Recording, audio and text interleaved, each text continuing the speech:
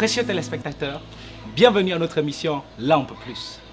Lampe Plus est une émission chrétienne basée sur le texte biblique de Psaume 119, verset 105, qui déclare, je cite, « Ta parole est une lampe à mes pieds, une lumière sur mon sentier ». Lampe Plus est une émission chrétienne qui a pour objectif de résoudre les questions du quotidien des croyants au moyen de la parole de Dieu. Je suis Lloyd-Éric Barou-Moussavo pour vous servir. Pour ce premier numéro, je ne suis pas seul. Je suis accompagné d'un leader chrétien qui va nous faire le privilège de se présenter. Bonsoir, je suis Ronin Goke, étudiant gabonais à Accra.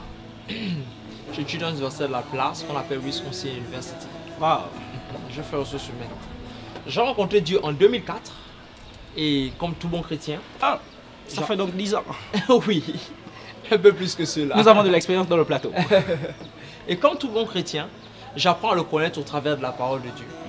Je tiens à vous remercier et je me sens honoré de prendre part à ce programme cet après-midi sur Lampe Plus. Merci bien-aimé Ronin Goke. La question du jour est, peut-on se marier sans le consentement des parents? Tout de suite le background. Nous avons constaté que beaucoup de jeunes chrétiens vivant à l'extérieur de leur pays d'origine se lancent dans le mariage sans l'accord de leurs parents. Est-ce sage? Est-ce biblique? Après ce background, Monsieur Ronin Goke, qu'en pensez-vous? Il est nécessaire de faire comprendre aux jeunes chrétiens que le mariage, c'est la célébration d'une union.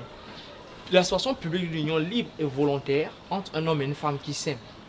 Et qu'il y a très peu d'instances dans lesquelles la Bible soutient un mariage sans le consentement des parents. Okay. Et l'une des raisons incluses voudrait que les parents des conjoints impliqués soient décédés et qu'il n'y ait personne pour les soutenir dans cet engagement. Okay. Parce que la norme biblique voudrait que les parents bénissent et prennent part, si possible, à la cérémonie de mariage. D'accord. Nous avons le cas très simple de Adam et Ève, où Dieu fait office de parents. Dans Genèse 1, à partir du verset 28. Effectivement, il est leur père. Oui, Dieu unit Adam et Ève et il fait office des parents. Ensuite, on ira dans Genèse 24, à partir du verset 4 à 8. Okay. On va se rendre compte qu'Abraham joue le rôle de père pour son fils Isaac dans la cérémonie de mariage. Exactement. Et il est nécessaire pour les jeunes chrétiens aujourd'hui de comprendre que la décision, l'implication parentale est obligatoire. Éphésiens 6, 1 à 3 nous dit aux enfants, obéissez à vos parents selon le Seigneur, afin que vous viviez longtemps. Cela implique la décision sur le mariage.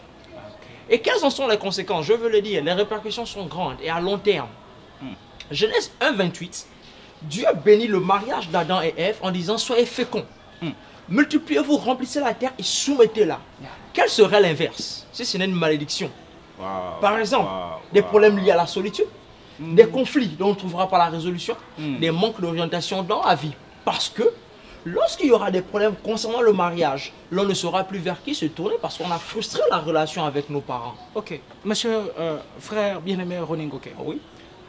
Vous savez, nous sommes en Afrique. Et lorsque nous parlons de l'Afrique, nous parlons aussi de fois de sorcellerie. Tout à fait. Et malheureusement, il se trouve des situations où certains parents ne veulent pas que leurs enfants se marient. Ok. Pour des problèmes de sorcellerie et tout le reste. Que dire par rapport à cela? C'est juste se référer à la parole de Dieu. Qu'est-ce que la Bible dit?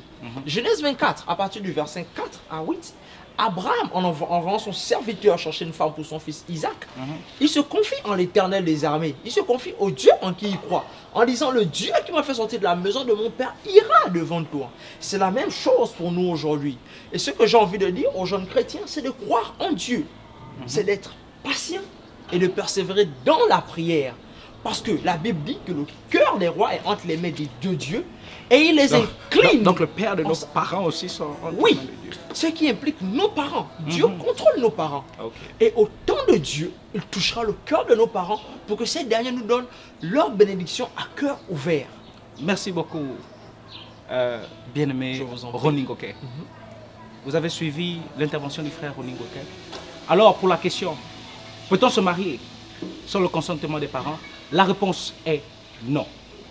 Nous ne sommes pas permis de nous marier sans le consentement des parents. Pour la simple raison qu'il est écrit, enfants, obéissez à vos parents. Et enfants, honorez votre père et votre mère. C'est le premier commandement avec une bénédiction. Et la Bible ajoute que le mariage soit honoré de tous. Honoré de tous inclut les parents. Même si le pasteur bénit, honorez votre père et votre mère. Très chers téléspectateurs, nous avons quand même un conseil à donner à tous ceux-là qui se sont mariés sans le consentement des parents. Il n'est pas trop tard. Dieu est capable de faire. Mais le conseil que nous vous donnons, c'est retourner vers vos parents. Demandez pardon. Nous ne vous demandons pas de divorcer. Nous vous demandons d'aller demander pardon, de tirer de leur bouche leur bénédiction. Avec Dieu, tout est possible. Vous avez un dernier mot pour notre cher public? Brièvement, c'est d'encourager au public à faire confiance à Dieu, selon Proverbe 3, du verset 3 à 5. Ne vous confiez pas votre propre intelligence, mais en toute chose, mettez votre confiance à Dieu et il guidera vos pas.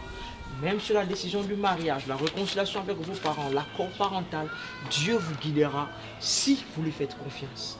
Merci. C'était l'An Plus, une émission de Perfect Plus dans les studios de Studio Plus. Nous émettons depuis Accra. Nous vous invitons à suivre à très bientôt notre prochain numéro qui sera, je vous l'assure, très intéressant.